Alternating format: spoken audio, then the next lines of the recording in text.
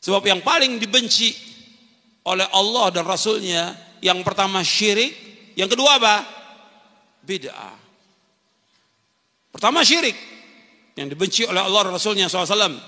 Yang kedua bid'ah. Maka Nabi mengancam keras kepada orang-orang yang berbuat bid'ah. Tapi kalau kita lihat orang-orang yang mengaku Ahlussunnah wal Jamaah, mereka melakukan perbuatan apa?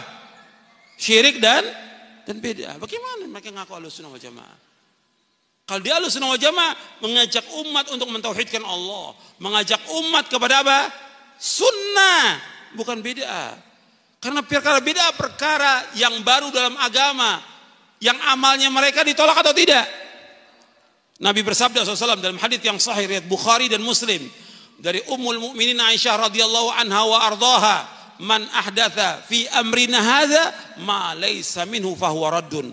Barang siapa mengadakan sesuatu yang baru dalam agama kami yang enggak ada contohnya, maka amalan itu apa? Tertolak. Dalam riwayat Muslim Nabi bersabda SAW, man amila amalan laisa alaihi amruna fahuwa raddun. Barang siapa mengamalkan satu amal yang enggak ada contoh dari kami, tertolak. Tertolak amalannya. Makanya masalah ini masalah penting.